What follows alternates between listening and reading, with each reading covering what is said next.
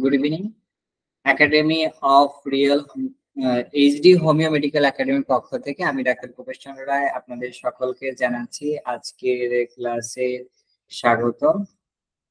আজকে সার্জারির অন্যতম সার্জারি ক্লাসে আজকে অন্যতম একটা গুরুত্বপূর্ণ টপিক নিয়ে আলোচনা করব। আজকের ক্লাসে আমরা আলোচনা মূল যে বিষয়টা, আমরা বর্তমান সময়ে যে পেশেন্ট দেখা হয় ফিমেল পেশেন্টের মধ্যে যে রোগগুলো নিয়ে আসে সচরাচর স্তন সংক্রমণ, স্তনের টিউমার নিয়ে আজকের আলোচনা, এবং আমি চেষ্টা করব এর খুঁটিনাটি বিষয়গুলো আপনাদের সামনে তুলে ধরার জন্য।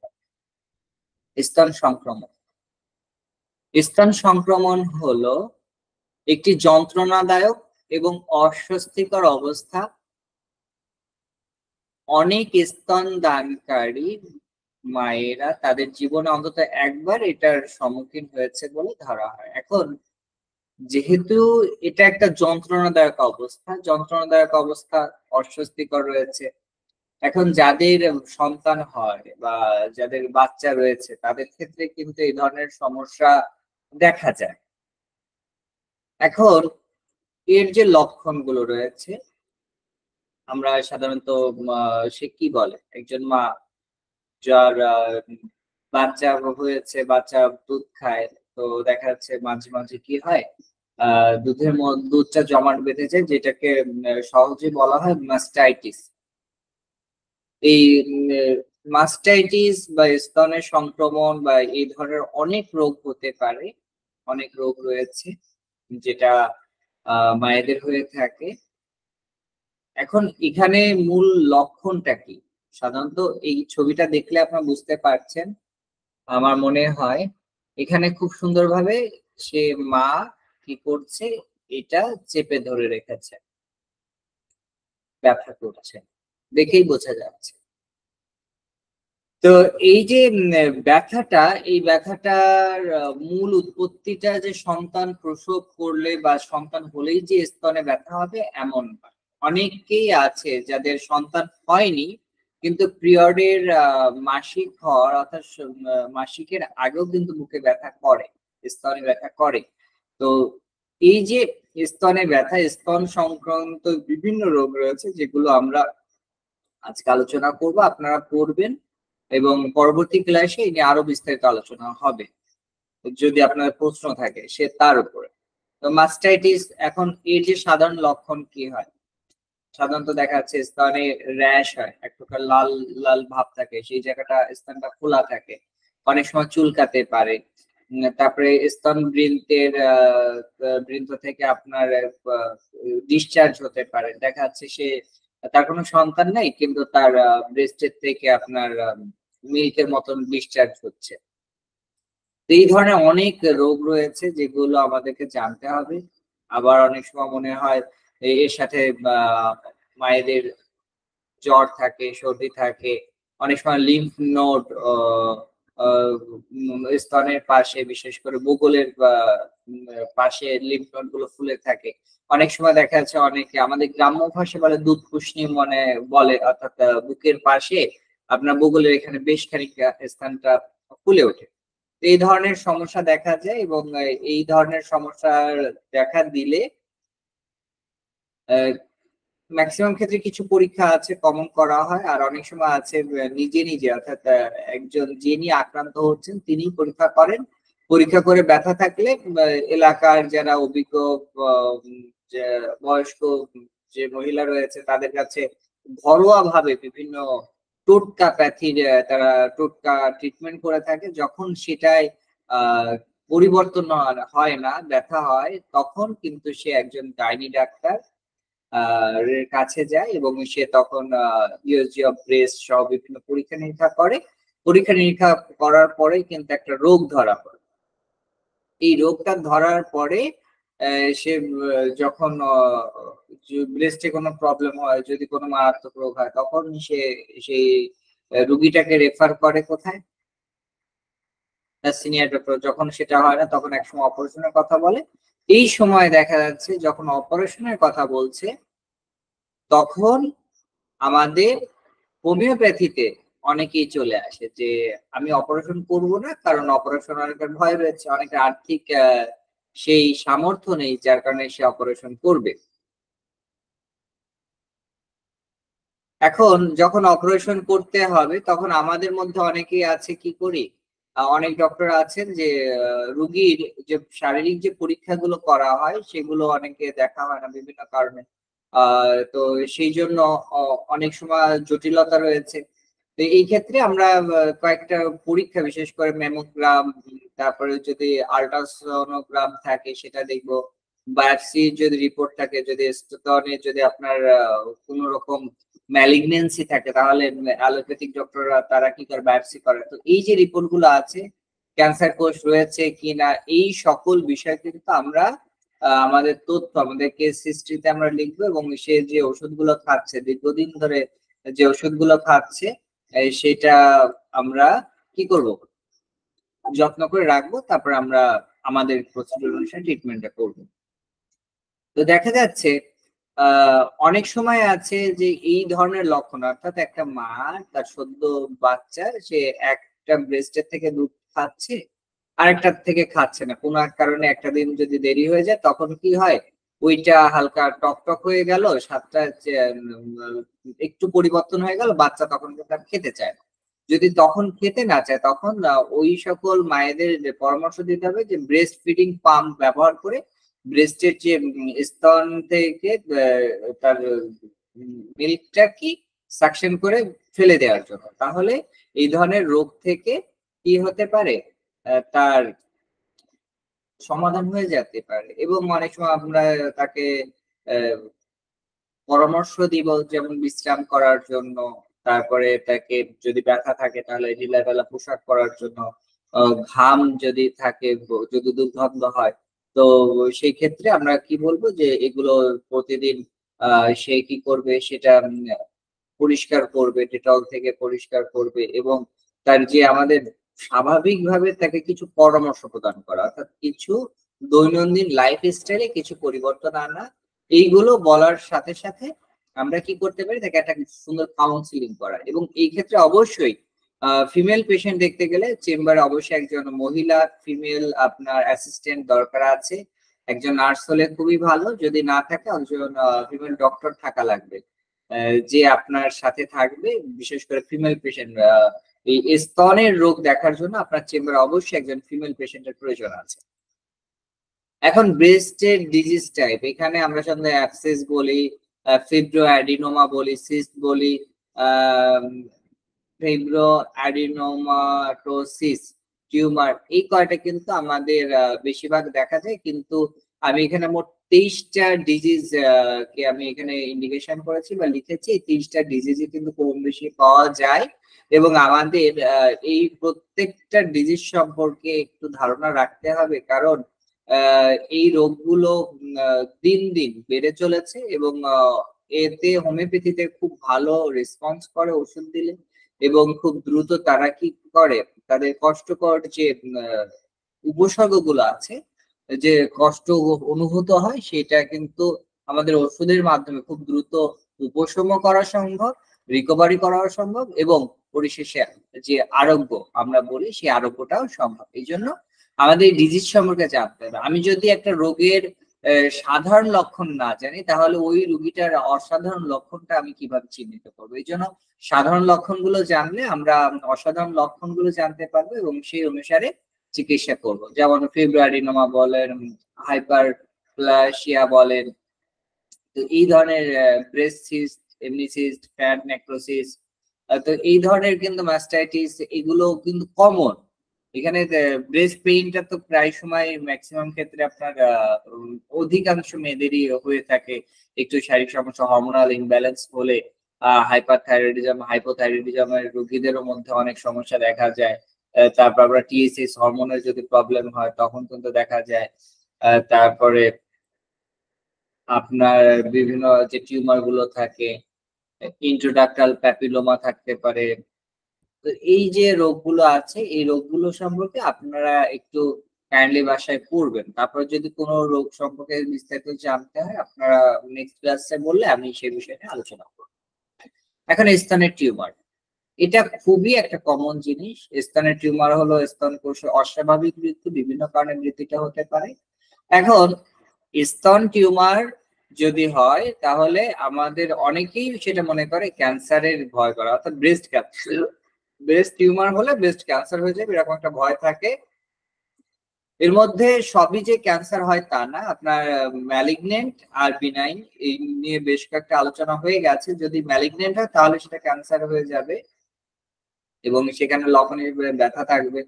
আর যদি আপনার বিনাইন থাকে তাহলে জাস্ট একটা টিউমার থাকবে, এটা নিয়ে দুশ্চিন্তা করার কোনো কারণ নেই। তবে যদি তার এই নিয়ে তার খুব দুশ্চিন্তা হয়, যদি তার মনে হয় যে না আমার এটা বাড়ছে, তবে কয়েকটা কারণ রয়েছে যে কারণগুলো জানলে আমরা বুঝতে পারবো যে টিউমারের পেশেন্ট মহিলাদের মধ্যে এটা কাদের বেশি হয়। এক, যাদের বয়স বাড়ছে, বিশেষ করে স্তন যাদের বাচ্চা অনেক ছিল, পরিপূর্ণভাবে স্তনের দুগ্ধ পান করেনি, বা যাদের বাচ্চারা মায়ের দুধ পায়নি বা দুধ খেত না, অর্থাৎ দুধ হতো কিন্তু সেই দুধটা খেলে বাচ্চার সমস্যা হতো, এই জন্য অনেক যদি সেই মা যদি বাচ্চাকে দুধ না খাওয়ায় তাহলেও দেখা যাচ্ছে এই স্তনের টিউমার হওয়ার সম্ভাবনাটা বাড়ে। এরপরে যদি পারিবারিক ইতিহাসে যদি আপনার ক্যান্সার ইতিহাস থাকে বা ব্রেস্ট প্রবলেম, যদি তার পারিবারিক ইতিহাসে ব্রেস্ট এর যদি তার মায়ের যদি কোনো প্রবলেম থাকে, যদি রোগীটা ওভার ওয়েটেড থাকে, যদি খুব ফ্যাটি হয় এবং তার যদি নেশা করার অভ্যাস থাকে, তাহলে তাদের মধ্যে এই রোগগুলো বেশি দেখা যায়। হরমোন প্রতিস্থাপন থেরাপি যেটাকে বলা HTR, এটার কারণে অনেক সময় হয়ে থাকে যে তার স্বাভাবিকের থেকে নিজেকে আরো আকর্ষণীয় করার জন্য অনেকে বেশ কিছু চিকিৎসা বর্তমানে করছে। ব্রেস্ট ইমপ্ল্যান্ট করতেছে, বিভিন্ন জায়গায় ইমপ্ল্যান্ট করতেছে, সিলিকন ইমপ্ল্যান্ট করতেছে। এই ধরনের সিলিকন ইমপ্ল্যান্ট করলেও কিন্তু অনেক সময় শরীরে এই ধরনের টিউমার গ্রোথ হয়ে যায়। এখন এটা হলে তার কি কি লক্ষণ দেখা যায়? তার মধ্যে দেখা যাচ্ছে একটা গোলাকার চাকা চাকা ভাব থাকতে পারে, লাল ভাব থাকতে পারে, চুলকানি থাকতে পারে, তারপরে ব্যথা থাকতে পারে। এই ধরনের কিন্তু কমন যে লক্ষণগুলো একটু আগে বলেছি সেটা থাকে। কিন্তু অনেক সময় যে আমরা যে এক্স-রে বা ম্যামোগ্রাম বা ইমেজিং পরীক্ষা অনেক সময় করার আগে আমরা কি করি? আহ আমরা আমাদের সেলফ এক্সামিনেশন এর কথাটা আমরা বলে থাকি। তো সেলফ এক্সামিনেশন এটা আমাদের প্রত্যেককেই জানতে হবে, প্রত্যেক মায়েদেরকে জানাতে হবে। তো এই যখন সেলফ এক্সামিনেশনে যখন কোনো একটা বড় টিউমার ধরা পড়ে, তখন মডার্ন মেডিসিনে কি করা হয়, ওইখানে আপনার টিউমারটা তাদের কথা হচ্ছে যেহেতু টিউমার দেখা যাচ্ছে টিউমারটাকে যে কোনো ভাবে এটা অপারেশন করতে হবে। এখন অপসারণ করতে গেলে তার মধ্যে অনেক পদ্ধতি আছে, যেমন তাদের মধ্যে রেডিয়েশন থেরাপি অনেকে ব্যবহার করতে পারে, কেমোথেরাপি দিতে পারে, হরমোন থেরাপি দিতে পারে, আবার অনেক সময় সার্জারি করে টিউমারটা বের করে দিতে পারে। এই কয়টা বিষয় কিন্তু কমন। এখন আমাদের কাছে যখন আসে তখন আমরা কি করব? আমরা আগে আমাদের ব্রেস্ট অ্যানাটমিটা জানতে হবে, কারণ পরীক্ষা করতে গেলে আপনাকে যদি এর অ্যানাটমি না জানেন তাহলে আপনি তাকে ভালো বুঝাতে পারবেন। দেখেন, প্রথমে আমাদের ব্রেস্ট অ্যানাটমিতে যদি দেখি, এখানে একটা মাসল থাকছে, এখানে ফ্যাট থাকছে, লোবস থাকছে, নিপেল থাকছে, অ্যারিওলা থাকতেছে, ডাক্ট, মিল্ক ডাক্ট থাকতেছে, রিব। অর্থাৎ রিব হচ্ছে হাড়। তাহলে এইটা হচ্ছে আমার ব্রেস্ট অ্যানাটমি বা সাইডে। আপনি যদি স্যার আপনি যদি না দেখতে পারেন আপনি একটু আমাকে জানাবেন, দেখা যাচ্ছে কি? হ্যাঁ স্যার, দেখা যাচ্ছে স্যার। ঠিক আছে। জি স্যার। এবার আপনারা একটু দেখুন স্তন পরীক্ষা নিজে নিজে করার যে পদ্ধতিগুলো আছে, আমাদের তাদেরকে বোঝাতে হবে পরীক্ষার যে স্থানটা রয়েছে এইটা হলুদ চিহ্নিত যে অংশ, আপনি এটা দেখেন, এখানে দেখা যাচ্ছে হলুদ চিহ্নিত অংশ, এই জায়গাটাই মূলত পরীক্ষা করতে হবে। প্রথম ধাপে কি দেখা, কি দেখবে? সে আয়নাতে নিজেকে দেখবে, নিজেকে সোজা হয়ে দাঁড়িয়ে সে তার কোমরে হাত দিয়ে, এইখানে যেভাবে দেখানো হচ্ছে কোমরে হাত দিয়ে সে কি করবে, তার স্তনের দিকে তাকিয়ে দেখবে এবং লক্ষ্য করবে উভয় স্তনের আকৃতির মধ্যে কোনো পার্থক্য রয়েছে কিনা। যদি পার্থক্য থাকে সেটা সে কি করবে, দেখবে। এরপরে সে চিন্তা করবে যে এখান থেকে কোনো প্রকার অস্বাভাবিকতা রয়েছে কিনা, রক্তক্ষরণ হচ্ছে, পুঁজ বেরোচ্ছে কিনা, বা চামড়া কোনো পরিবর্তন আছে কিনা, কুচকে যাওয়া ফোলা ফোলা ভাব আছে কিনা, টোল পড়া, অর্থাৎ একটা আপনি মেয়েরা এটা তাদেরকে বললেই তারা বুঝতে পারবে। তারপরে বোঁটাটা ভিতরে ঢুকে পড়ছে কিনা বা অস্বাভাবিকতা, যে কোনো অস্বাভাবিকতা থাকলে তাকে আমরা সেটা বলবো। এবং স্থানে আকৃতি পার্থক্য থাকবে, চামড়া কোনো পরিবর্তন থাকলে, এই যে টোল পড়া, এই দেখেন এখানে দেখা যাচ্ছে যদি কোনো পুষ পড়া থাকে বা স্তনের বোঁটাটা যদি প্রচুর পরিমাণের ভিতরে ঢুকে যায় তাহলে সেটা দেখবে। এবার দ্বিতীয় ধাপে হচ্ছে হাতটা সে কি করবে, উঁচু করবে, সোজা করবে। এইভাবে সোজা করার পরে সে তারপরে তৃতীয় নাম্বার দেখেন সে কি ব্রেস্টে প্রেসার ক্রিয়েট করতেছে, অর্থাৎ তরল জাতীয় বলতে পানির মতন অথবা কিছু বেরোচ্ছে, এটা দেখবে। এবং চতুর্থ ধাপ অর্থাৎ রাউন্ড শেপে, এখানে দেখেন প্রথমে স্তনের চারপাশে আঙ্গুল দিয়ে, তিনটা আঙ্গুল দিয়ে, অর্থাৎ তিনটা আঙ্গুল দিয়ে আস্তে আস্তে আস্তে আস্তে, অর্থাৎ আমার বাদ যাবে হচ্ছে কেনো আঙ্গুল এবং বুড়ো আঙ্গুল, এই দুইটা আঙ্গুল বাদ যাবে, এই তিনটা, অর্থাৎ আমাদের এই তিনটা আঙ্গুল, অর্থাৎ অনামিকা, মধ্যমা আর তর্জনী, এই তিনটা আঙ্গুল ব্যবহার করে সে কি করবে, পরীক্ষা করবে। এবং এটা দেখেন এখানে ছবিতে দেখা যাচ্ছে প্রথম রাউন্ড শেপে সে পরীক্ষা করে দেখবে। এরপরে এক এক দিক থেকে, অর্থাৎ সে চাপ দিতে দিতে একদিকে আসবে, আবার চাপ দিতে দিতে আরেক দিকে যাবে, এভাবে সে স্তনটা পরীক্ষা করবে। এবং পরীক্ষা করার পরে সে দেখবে যে সেখানে কোনো অস্বাভাবিকতা রয়েছে কিনা।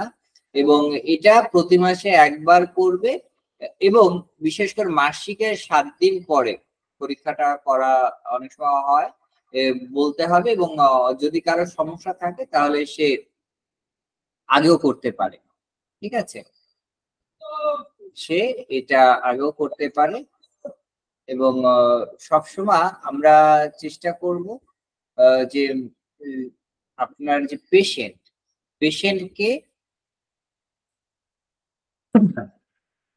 পেশেন্টকে বোঝানোর জন্য, অর্থাৎ কাউন্সিলিং এর মাধ্যমে। কারণ এই যে বিএসি অর্থাৎ basic self breast self examination, এটা নিজে নিজে সে করবে। এবং এইটা সে ঘরে করবে, এটা সে যদি ভালো হয়, এরপরে কি অনেক সময় করা হয় ক্লিনিক্যাল ব্রেস্ট এক্সামিনেশন করা হয়। এখন ক্লিনিক্যাল ব্রেস্ট এক্সামিনেশন করতে হয় কি একজন ডাক্তারের তত্ত্বাবধানে, স্বাস্থ্যসেবা প্রদানকারীর মাধ্যমে, যারা এক ডাক্তার দেখিয়ে তার এই সমস্যাগুলো একজন ডক্টরের সামনে সে পরীক্ষা করে, এবং একজন অ্যাসিস্ট্যান্ট নার্স থাকে এবং সে এটা দেখে, এবং সাথে ডাক্তার থাকে। এই জন্য অনেকে বাংলাদেশে এটা বিব্রত মনে করে বিধায় আপনার সেলফ ব্রেস্ট এক্সামিনেশন বা ব্রেস্ট সেলফ এক্সামিনেশন এটাই ঘরে বসে মেয়েরা বেশিরভাগ করে থাকে। এবং এই যে পরীক্ষা, এই পরীক্ষাটা মাধ্যমে অনেক কিছু বোঝা যায়। এবং এটা কারা কারা করবে, এই সেলফ ব্রেস্ট এক্সামিনেশন 20 বছর বয়স থেকে শুরু করা যাচ্ছে, এবং এটা তারা করবে। এবং 40 বছর বয়স থেকে প্রতি বছর অন্ততপক্ষে একবার ডাক্তারের কাছে যে আপনার ক্লিনিক্যাল ব্রেস্ট এক্সামিনেশন করানোটা দরকার। এবং বর্তমান সময়ে যেহেতু ব্রেস্টে অনেক রোগ হচ্ছে, সেই জন্য কিন্তু আমরা কিছু রুটিন এক্সামিনেশন বছরে অন্তত একবার করানো যেতে পারে। এখন ইজি চেক ব্রেস্ট, রক্ত টেস্টের মাধ্যমে ব্রেস্ট ক্যান্সার নির্ণয় করা সম্ভব হচ্ছে। অনেক সময় ক্লিনিক্যাল মেমোগ্রাফি করানো হয়।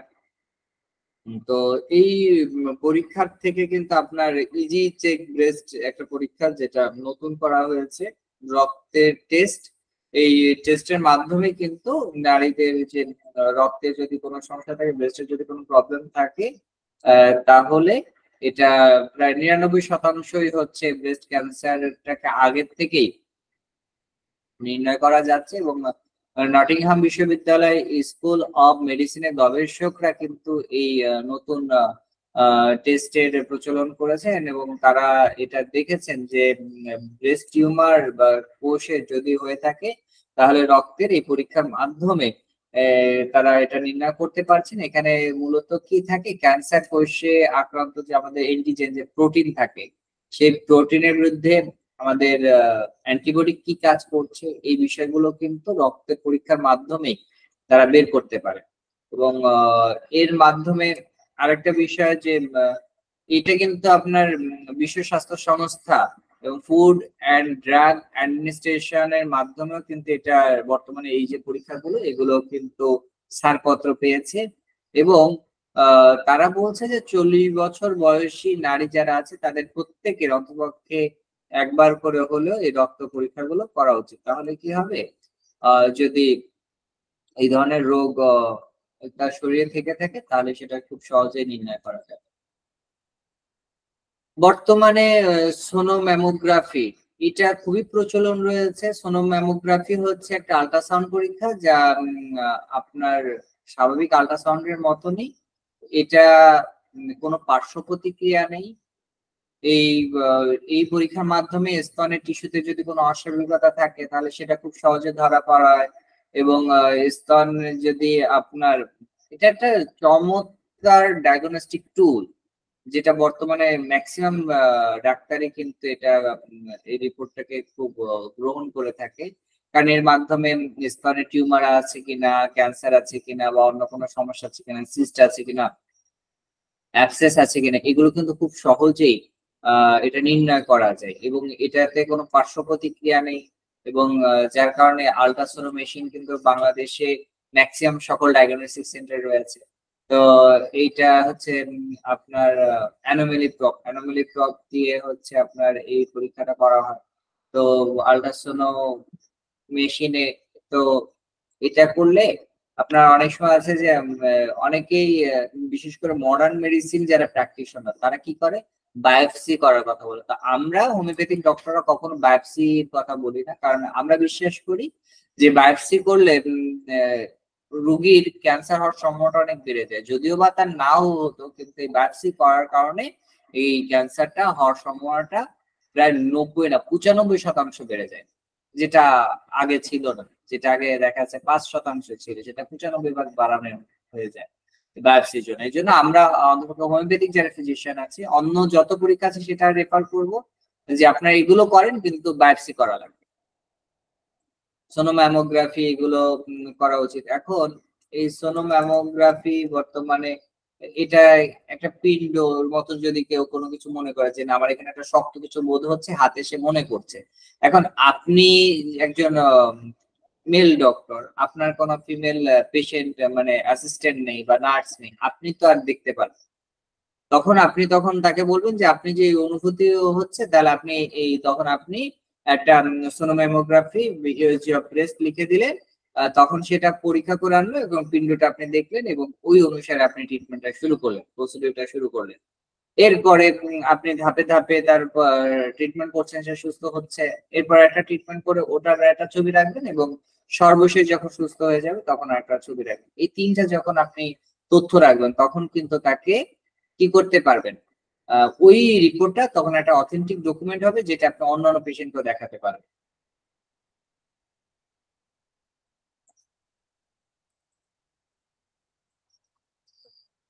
এখন মেমোগ্রাফি সাধারণত 30 বছর বা 35-এর পরের থেকেই করা হয় এবং এর সাথে ধরেন অনেকে আছে সিটি স্ক্যান করে, এমআরআই করে। এই ধরনের হাই ফ্রিকোয়েন্সি বিশেষ করে রেডিয়েশন কিন্তু মেমোগ্রাফিতে হয় না, যেটা বলা সোনোম্যামোগ্রাফি। ঠিক আছে, সোনোম্যামোগ্রাফি এটা সহজ এবং এখানে এমনি মেমোগ্রাফিতে মেমোগ্রাম যেটাকে বলা হচ্ছে, মেমোগ্রাম করানোর সময় অনেক প্রেসার ক্রিয়েট করা হয় যার কারণে অনেকে ব্যথা থাকে, কিন্তু সেই তুলনায় কিন্তু এই যে সোনোম্যামোগ্রাফি এতে কিন্তু কোনো ব্যথা পায় না পেশেন্ট। এটা মানে পেশেন্টের জন্য অনেক মানে ভালো।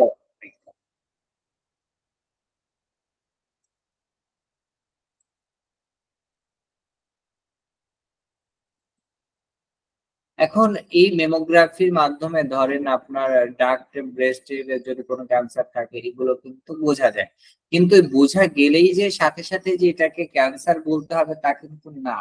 এর সাথে আমরা আরো কিছু পরীক্ষা দিব, এই পরীক্ষা দেওয়ার পরে কিন্তু আমরা সিদ্ধান্তে যাব।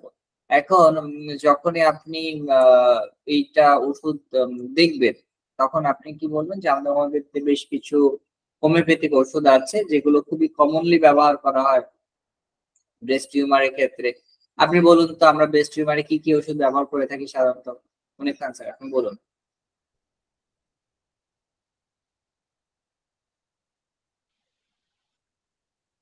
স্যার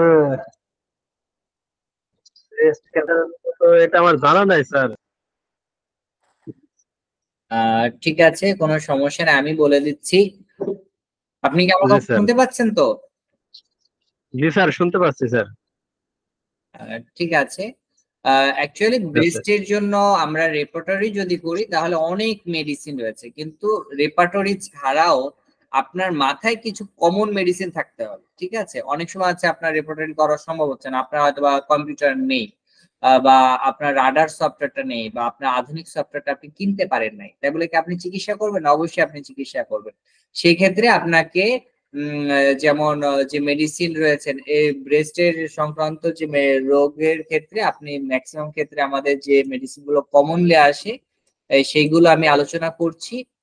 আমি প্রথমে বলবো কোনিয়াম মেডিসিনটার কথা। স্তনের তারপরে জরায়ু পাকস্থলী ক্যান্সার, বিশেষ করে ওই স্থানে যদি আঘাত বা আঘাতের কারণে হয়ে থাকে, বা যদি তার পাস্ট হিস্ট্রিতে দেখেন যে স্বামীর সাথে অনেকদিন তার মানে সম্পর্কটা নাই, অর্থাৎ দুজন আলাদা থাকছে, সেপারেট থাকছে, তো এই ধরনের যদি থাকে তাহলে কিন্তু আপনি কোনিয়াম মেডিসিনটা চিন্তা করতে পারেন। তারপরে কোনিয়ামের পরে আপনি সাইলিশিয়া চিন্তা করতে পারেন, কার্বোনিমেডিস, ফাইটোলক্কা।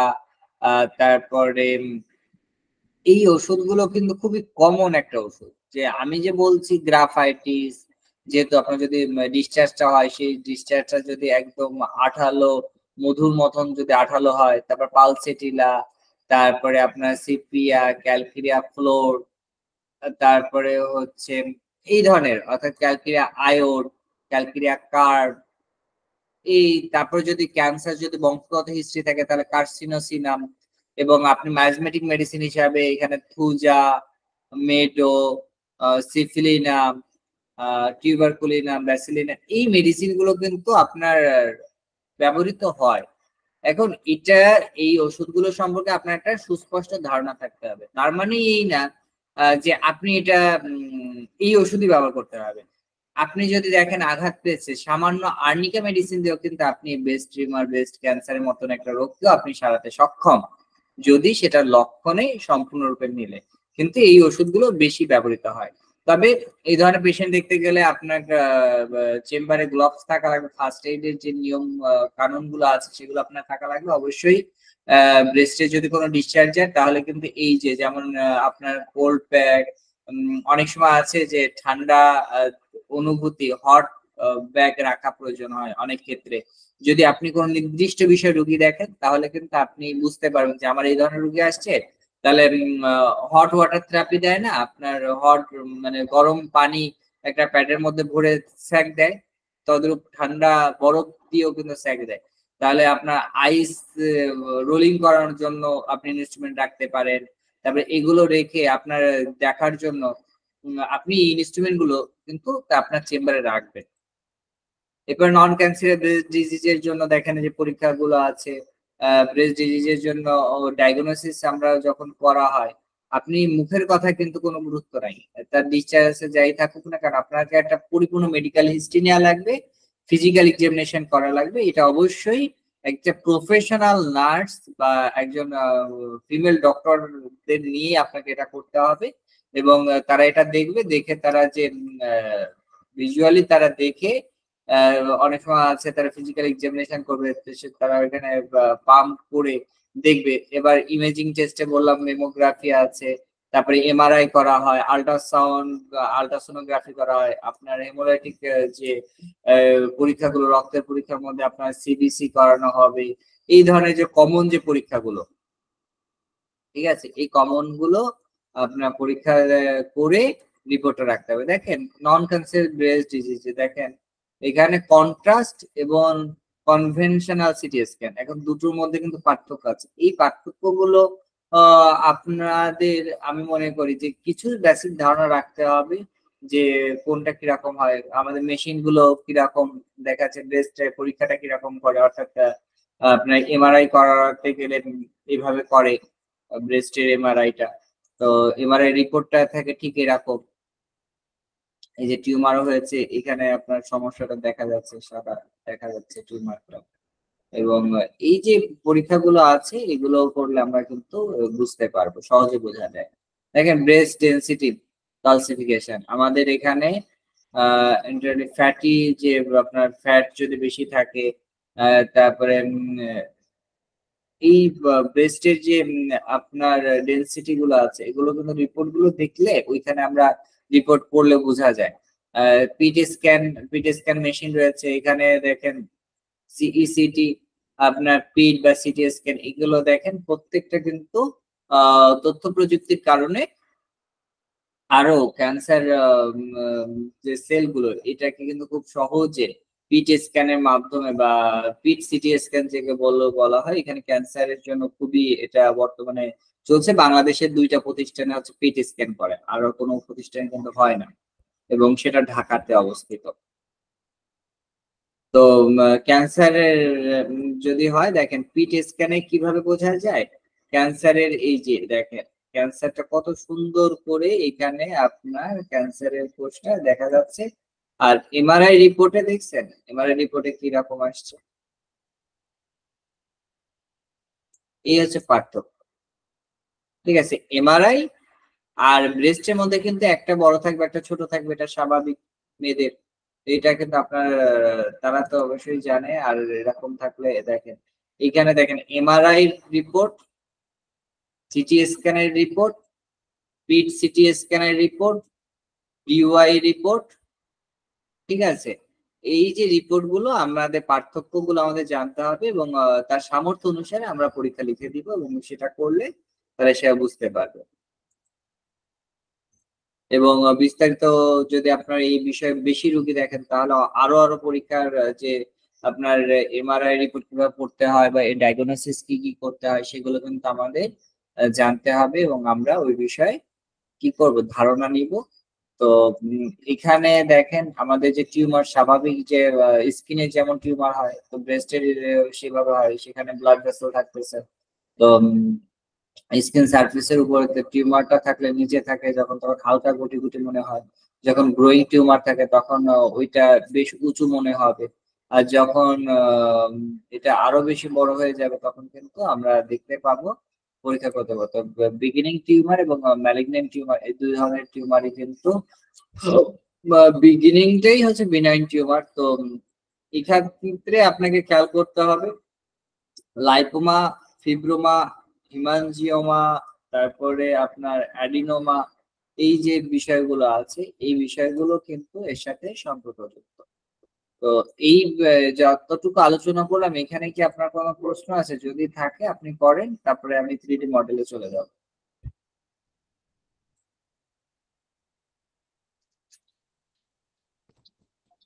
মনে স্যার, হ্যাঁ স্যার। স্যার, ব্রেস্টে কি শুধু 23 ধরনের রোগ হতে পারে স্যার? না না না, আসলে 23 ধরনের কমনলি এখন দেখা যায়, এই ধরনের পেশেন্ট আসে, কিন্তু আরো ও, অনেক রোগ রয়েছে, কিন্তু জি এটা স্যার। কমন। মানে আমরা আগে 2-3টা মনে করতাম, কিন্তু এই যে 23 প্রকার রোগের নাম লেখা আছে, 23 প্রকার রোগী আপনার কম বেশি আসে। এটা হচ্ছে ও, গাইনি ডাক্তার যারা আছে তাদের কাছ থেকে এইগুলো সংগ্রহ করা। জি স্যার। আমাদের কাছে স্যার, কিন্তু এতগুলো আসে না, আমাদের কাছে 4-5টা রোগের রোগী আসে বেশিরভাগ। জি স্যার। আর কোনো প্রশ্ন? না স্যার, আর প্রশ্ন নাই স্যার।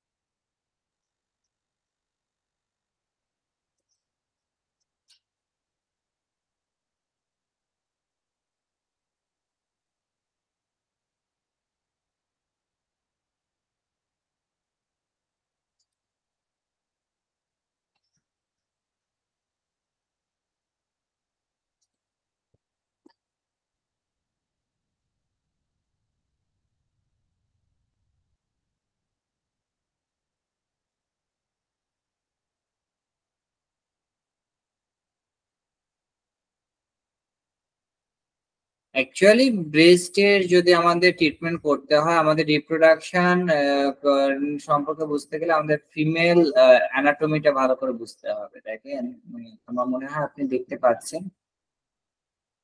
এ হচ্ছে আমার ফিমেল অ্যানাটমি। ঠিক জি আছে, স্যার।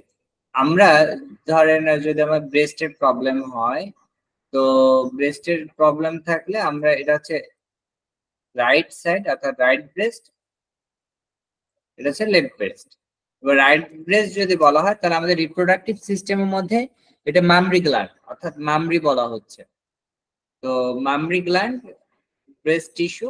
এখন এখানে আমাদের এক এক করে বুঝতে হবে। দেখেন, রিপ্রোডাক্টিভ অর্গানের মধ্যে আমার আরো কি কি জানতে হচ্ছে, ovary, uterine tubes, vaginal, external genitalia, এগুলো কিন্তু আপনাদের প্রত্যেকটা বিষয় সম্পর্কে কিন্তু ধারণা থাকতে হবে। আমাদের এই যে ফিমেল অর্গান, এবার দেখেন আমাদের ফার্টিলাইজেশন হচ্ছে। তো আমি যদি স্বাভাবিকতাটা জানি, অর্থাৎ আমাদের শরীরে ফিমেল শরীরে কিভাবে আপনার এক একটা ওভাম তৈরি হচ্ছে, এটা কোথায় হচ্ছে, আমার মেয়েদের ডিম্বাশয় হচ্ছে। তাহলে এই যে সিস্টেমটা, এই সিস্টেমটা যদি হরমোনের কারণে যদি এটা ব্যাঘাত ঘটে বা কোনো প্রবলেম হয়, তখন কিন্তু সেটার সমস্যাটা কোথায় দেখা দিবে, আপনার ব্রেস্টে দেখা দিবে।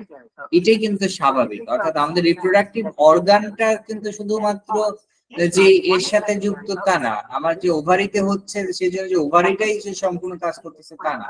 তাহলে আমাদের শরীরে যে স্বাভাবিকতা রয়েছে, আপনি দেখেন যখন একটা ফার্টিলাইজেশন হবে, আপনার যখন স্বামী স্ত্রী একসাথে মিলিত হচ্ছে, তাদের মধ্য থেকে যখন স্পামটা হাজবেন্ডের শরীর থেকে যখন স্ত্রীর শরীরে যাচ্ছে, তখন কিন্তু তার মধ্যে কেমিক্যাল রিয়াকশন হচ্ছে। সেই রিয়াকশনের কারণে কিন্তু তার শরীরে বেশ কিছু পরিবর্তন আসে।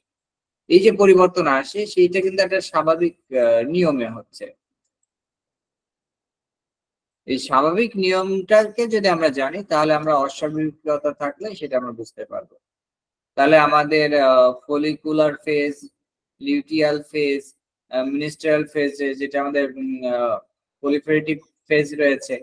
তো এই যে ফেজ গুলো রয়েছে, এই ফেজে দেখেন যে মেয়েদের মূল সমস্যাটা কখন হচ্ছে। এই জন্য আপনাকে এই পরিপূর্ণ বিষয়টা জানতে হবে। দেখেন, তার মাসিক শুরু হলো ডে 1, ডে 28। এবার 28 দিনের তার ওভুলেশন যে পিরিয়ড, এই 14 তারিখ হচ্ছে তার একদম খুব পারফেক্ট একটা সময়, 14 থেকে ধরেন। কিন্তু তার ব্যথা হচ্ছে কখন, ব্রেস্ট পেইন হচ্ছে কোন সময়, আপনার মাসিকের কয়দিন আগে, অর্থাৎ 25 তারিখে হচ্ছে, না আপনার মাসিক হয়ে যাওয়ার 4-5 দিন পরের থেকে হচ্ছে। এই বিষয়গুলো জানতে হবে। তার নিস্টেশন কেমন হচ্ছে সেটা জানতে হবে। সে কোনো ইনজেকশন, বিশেষ করে সন্তান না হওয়ার জন্য কোনো প্রকার হরমোন ইনজেক্ট করতেছে কিনা, কোনো ইমপ্লান্ট আছে কিনা শরীরে, এগুলো কিন্তু তার শরীরে জানতে হবে। এবং তার সম্পূর্ণ শরীরে যদি কোনো সমস্যা থাকে, সেগুলো কিন্তু আপনাকে জানতে হবে। এবং দেখবেন অনেক ওষুধ যে আছে, বিশেষ করে সন্তান না হওয়ার জন্য কন্ট্রাসেপটিভ যে পিল, সেটা খেলে দেখবেন যে ব্রেনে ব্যথা করে অর্থাৎ মাথা ধরে। তাহলে এখানে আমাদের এন্টিটিউটারি পিটুইটারি গ্ল্যান্ড, এন্টিটিউটারি পিটুইটারি গ্ল্যান্ডের উপরে কিন্তু ওই যে ওষুধ, সেই ওষুধে কিন্তু হিউজ পরিমাণে প্রভাব রয়েছে। যখন দেখেন একজন ফিমেল আপনার কাছে আসলো তার সমস্যা নিয়ে, তার ব্রেস্টের প্রবলেম হয়েছে বা ব্রেস্টের অনেক রোগ, আপনি এন্টিটিউটারি পিটুইটারি অর্থাৎ এই পিটুইটারি ওষুধটা দিয়ে কিন্তু আপনি অনেক ভালো রেসপন্স পেতে পারেন, মিরাক্কেল রেজাল্ট আসতে পারে। তারপর ওভারি বর্তমানে ওষুধ আছে, এগুলো সার্কট মেডিসিন, এই ওষুধগুলো কিন্তু আপনি ব্যবহার করতে পারেন। ওভারি এগুলো হচ্ছে সার্কট মেডিসিন। তো এই ধরনের ওষুধ কিন্তু রয়েছে, এগুলো আপনাদের জানতে হবে। এবং সর্বোপরি আপনাকে ব্রেস্টের টোটাল অ্যানাটমিটা বুঝতে হবে। এই ব্রেস্ট অ্যানাটমিতে এই যে নিপেলের থেকে ডিসচার্জ হচ্ছে কেন হচ্ছে, এখন এখানে ফ্যাট টিস্যু থাকে, এখন ফ্যাট টিস্যু যদি ইমপ্ল্যান্ট করে, যদি এখানে দেখেন এটা কেটে যদি আপনার ব্রেস্টে কোনো সিলিকন ইমপ্ল্যান্ট করা হয়, তাহলে এখানে কোনো লিম্ফ নোড যদি আঘাত পায় বা যদি সেটা রাপচার হয়ে যায়, তাহলে আলটিমেটলি এই পাশেটা ফুলে যাবে। তাহলে সে যদি বলে যে আমার এখানে ফুলে গেছে, কিন্তু সে যদি অস্বীকার করে যে তাহলে ইমপ্ল্যান্ট করায়নি, তাহলে তো হবে না। কারণ এই জন্য আপনাকে একজন ফিমেল অ্যাসিস্ট্যান্ট রাখতে হবে, যার মাধ্যমে আপনি এই বিষয়গুলো পুঙ্খানুপুঙ্খ রূপে সে দেখে আপনাকে জানাবে।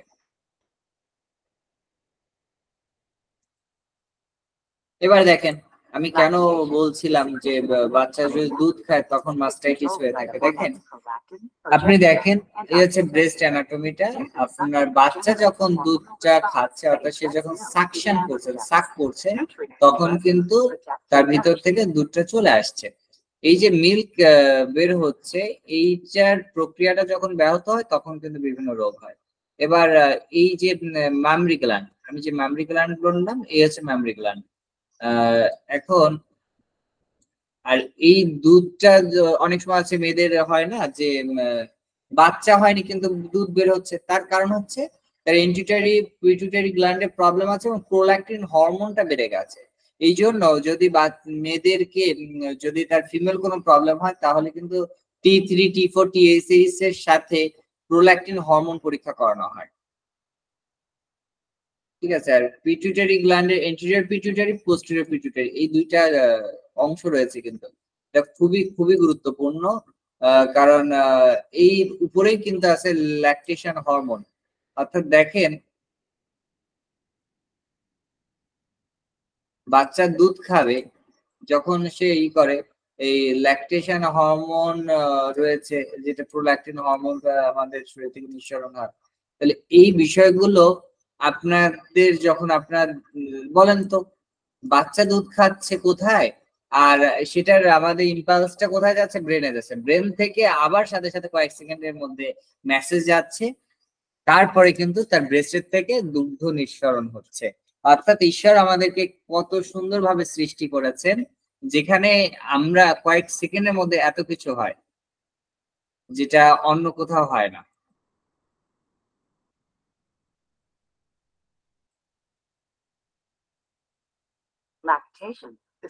এই ল্যাকটেশন প্রসেসে যদি প্রবলেম হয়, এখন ধরেন বাচ্চার এই যে নিপিলে যদি আপনার কামড় দেয়, এটা অনেকে বলতে চায় না। অনেক বাচ্চা আছে দাঁত যখন ওঠে তখন কটমট কটমট করে কামড় দেয়, তখন কি আপনি কি এখানে কি ওষুধ দেবেন? আপনার কোনো ওষুধের দরকার নেই, আপনি সেখানে তাকে জাস্ট ক্যালেন্ডুলা দিতে পারেন, ওই জায়গাটা ধুতে হবে এবং তাকে আপনি ফেরামফাস খাওয়ার কথা বলতে পারেন।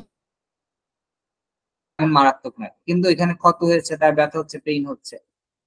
এবার একটা দুধ যখন এখানে ক্ষত হয়েছে আপনি ওষুধ দিলেন, তখন কিন্তু বাচ্চা আলটিমেটলি এখানে কিন্তু দুধ খাবে না, না খেলেই এখানে ব্যথা হবে, দুধটা জমাট বেঁধে যাবে। কারণ দুধে দ্রুত ব্যাকটেরিয়া ফর্ম করে। এই জন্য কিন্তু শুধু মায়েদের না, আপনি দেখবেন গবাদি পশু গাভীরও কিন্তু আপনার মাস্টাইটিস হয়, ওলন প্রদাহ রোগ। গরুর কিন্তু ওলন প্রদাহ রোগটা সব থেকে বেশি হয়ে থাকে। তো এটার কারণ কি? কারণ দুধে ব্যাকটেরিয়া খুব সহজে কি করে? আক্রমণ করে। এইটাই হচ্ছে মূল কারণ। আর এই মামরি গ্ল্যান্ডের বিভিন্ন জায়গা ফুলতে পারে, এখানে ফোড়া হতে পারে।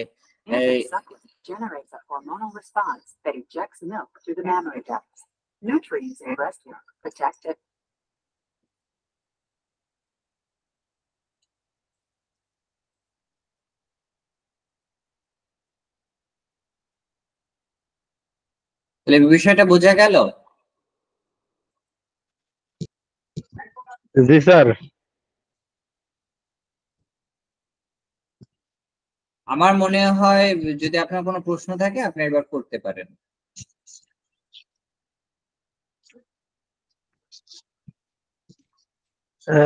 প্রশ্ন নাই স্যার।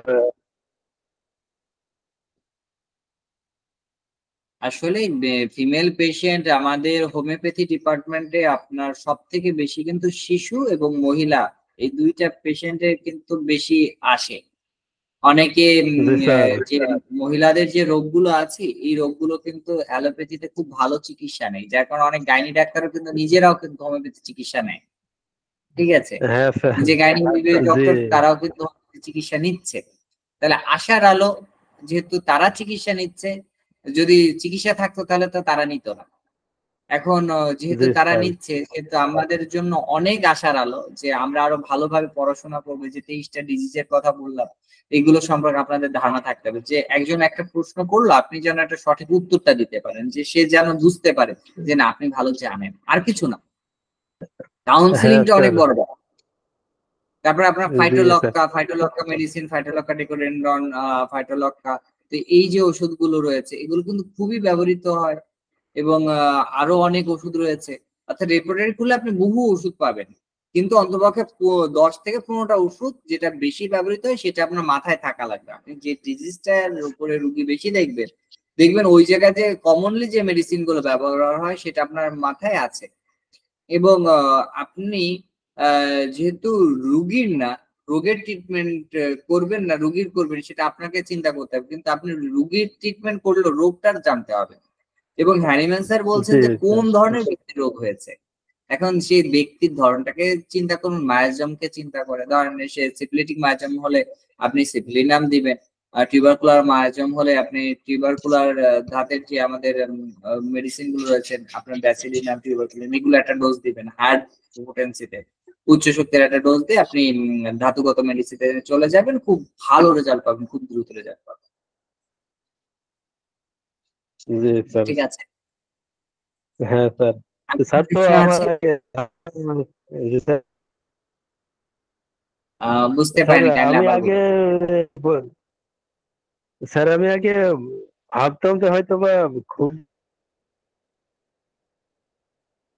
3 থেকে 4 ধরনের রোগ থাকে স্যার, এটা ছিল না স্যার। আজকে এটা নতুন জানলাম। ইনশাল্লাহ বিস্তারিত জানার চেষ্টা করবো স্যার। না, অ্যাকচুয়ালি তো আসলে আমাদের জানতে হবে আসলে আমাদের সমস্যাটা কোথায়। আপনি দেখেন, আমাদের হোমিওপ্যাথি যখন আবিষ্কারক doctor Christian Frederick Samuel Hahnemann sir, উনি অ্যালোপ্যাথিক সর্বোচ্চ ডিগ্রি ছিল, ক্যান্সারের সর্বোচ্চ ডিগ্রি জি ছিল। স্যার। এরপরে যারা ভালো করছেন তাদেরও সর্বোচ্চ অ্যালোপ্যাথিক ডিগ্রি ছিল, সেখান থেকে আসছেন। তো তারা জানতেন ফিজিওলজি অ্যানাটমি টোটালটা, কিন্তু আমাদের এখন প্রবলেমটা হয়েছে কি, আমাদের ফিজিওলজি অ্যানাটমির উপরে জ্ঞানটা একদম সীমিত। এরপর প্যাথোলজি সম্পর্কে নাই, প্যাথোলজিক্যাল পরীক্ষা সম্পর্কে তেমন কোনো ধারণা নাই। আপনার অনেক রক্তের ব্লাড পরীক্ষা আছে যেগুলো করা হয়, বাংলাদেশে হয়ই না। আমারই জানা আছে প্রায় 8 থেকে 10টা পরীক্ষা আছে যেগুলো বাংলাদেশে হয় না বিভিন্ন ক্ষেত্রে। এই পরীক্ষাগুলো আপনার বাইরের কান্ট্রিতে হয়, ইন্ডিয়াতে কিছু হয়, ম্যাক্সিমাম জার্মানিতে হয়, উন্নত দেশে হয়। তো এখানে আপনার ডিএনএ পরীক্ষার মাধ্যমে, আপনার জিনোম সিকোয়েন্সের মাধ্যমে কবে কি রোগ হতে পারে সেটাও বলা সম্ভব। তাহলে আমরা যখন পরীক্ষাকে, আধুনিক পরীক্ষাটাকে যদি সাথে রাখি, আর আমাদের নিয়ম, অর্থাৎ আমরা ফ্যামিলি হিস্ট্রি, পাস হিস্ট্রি, আর তার ম্যাজমেটিক কন্ডিশন, তার সেই মানুষটা কোন ধাতের মানুষ, এটা যদি নির্বাচন করে ওষুধ দেওয়া যায়, আপনি চিন্তা করতে পারবেন না, মিরাক্কেল মানে খুব উইদিন শর্ট সেকেন্ডে তার ভিতরে একটা ভালো লাগাবোধ তৈরি হবে এবং রোগটা খুব দ্রুত সেরে যাবে, যেটা আপনার অ্যালোপ্যাথিতেও সম্ভব না এত দ্রুত নিরাময় করা। মানুষ তো মনে করে যে অ্যালোপ্যাথিতে দ্রুত সারে, কিন্তু আসলে তারা অপারেশন করে যে টিউমারটা যে কয়দিনে কমাবে, কারণ ওইটার ক্ষতটা পূরণ হতে দেখা যাচ্ছে 1 থেকে 3 মাস লাগলো, তো 3 মাসের মধ্যে দেখা যাচ্ছে বড় বড় টিউমার নাই। আমার নিজেরও মাঝে একটা পেশেন্ট ছিল, তো আমি বলেছিলাম যে ঠিক আছে আপনি 15 দিন ওষুধ খান, তারপরে আপনি পরীক্ষা করতে যাবেন। তো 15 দিনে তার অর্ধেকের বেশি কমে গেল। সেই জন্য সে বলে আমার তো যে বড় একটা গোটা ছিল, দুটো ব্রেস্টেই ছিল, তো সেই গোটাটা তো অনেক কমে গেছে, আমি কোনো কি পরীক্ষা করবো? আমি বললাম যে ঠিক আছে, আপনার যেহেতু মনে হচ্ছে, ঠিক আছে আর 15টা দিন পরে আপনি যদি কোনো সমস্যা আপনি করবেন। তো দেখা যাচ্ছে আর 15 দিন পরে এসে দেখা যাচ্ছে তার আর কোনো সমস্যা নেই, টোটালি ভ্যানিশ। এখন এই যে 1 মাসের মধ্যে তার সমস্যার সমাধান হয়ে গেল, কিন্তু আপনার রুগী ভালো, কিন্তু আমি কাউকে ওটা দেখাতে পারবো না। কেন? আমি পরীক্ষাটা করাইনি। আমি যদি পরীক্ষাটা করতাম, ও যদি আল্ট্রাসাউন্ড পরীক্ষাটা করতো, তাহলে কিন্তু রুগী আহ আমি ওইটা দেখাতে পারতাম। কিন্তু বর্তমানে বাংলাদেশের প্রেক্ষাপটটা বুঝতে হবে আপনাকে, সবাই কিন্তু আর্থিকভাবে সচ্ছল না। যে রুগীটা আসছিল, রেকর্ডিং তো অফ করবো? হ্যাঁ আপনি রেকর্ডিংটা অফ করে দেন। তো যে রুগীটা আসছিল, সেই রুগী